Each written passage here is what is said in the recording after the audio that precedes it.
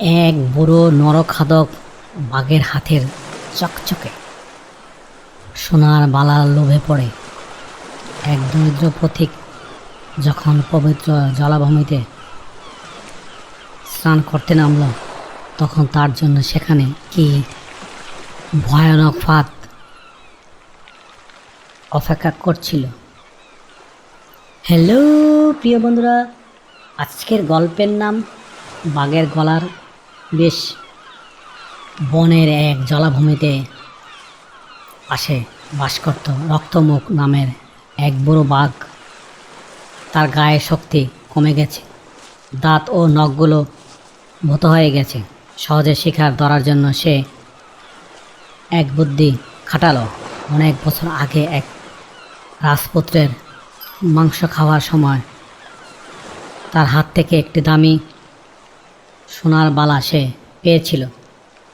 বাঘটি সেই সোনার বালা হাতে নিয়ে জলাভূমির ঠিক পারে পুষ ঘাস হাতে নিয়ে একদম সাধু সেজে বসে রইল।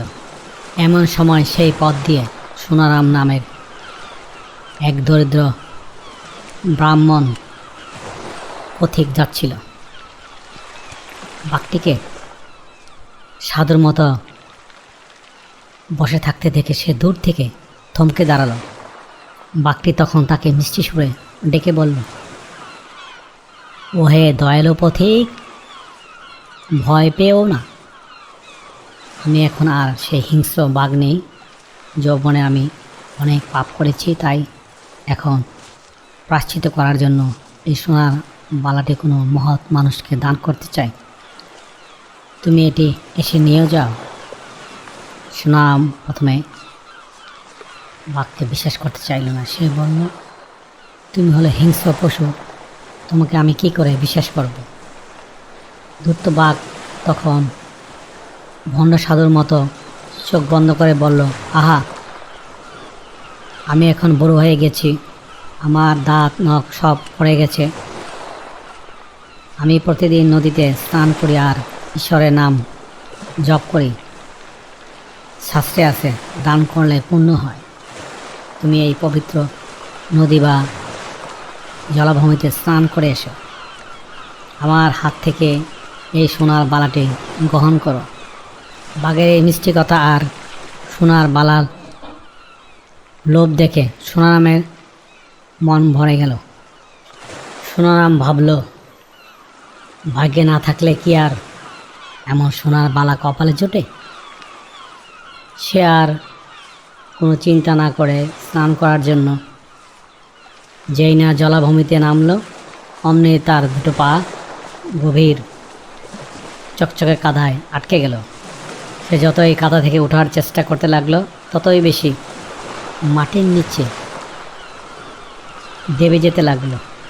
পথিককে কাদায় সম্পূর্ণ আটকে যেতে দেখে বুড়ো বাঘ মনে মনে খিলখিল করে হেসে উঠল।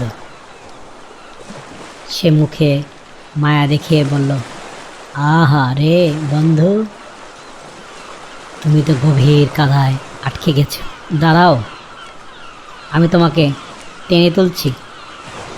এই বলে বাঘটি আস্তে আস্তে কাদার দিকে এগিয়ে গেল।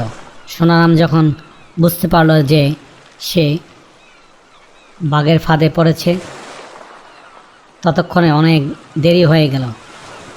বাঘটি এক লাফে কাদার মধ্যে গিয়ে আটকে থাকা অসহায় সোনারামকে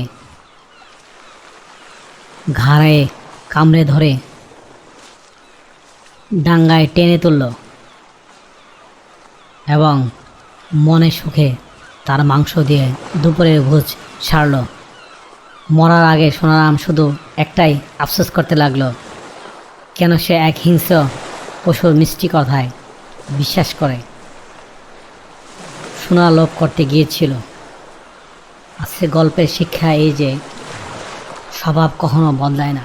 কোন হিংস্র বা দুশ্চরিত্র ব্যক্তি যদি হঠাৎ করে সাধু সাজার ভাব করে বা মিষ্টি কথা বলে, তবে তাকে কখনো বিশ্বাস করা উচিত না। অতিরিক্ত লোভ বা মানুষের চোখকে অন্ধ করে দেয় এবং তাকে নিশ্চিত ধ্বংসের মুখে ঠেলে দেয়। হ্যালো বন্ধুরা, চ্যানেলটি সাবস্ক্রাইব করো, আমাদের গল্পের সাথে থাকো। আবারও দেখা হবে অন্য কোনো গল্পে। Thank you for watching. Please subscribe.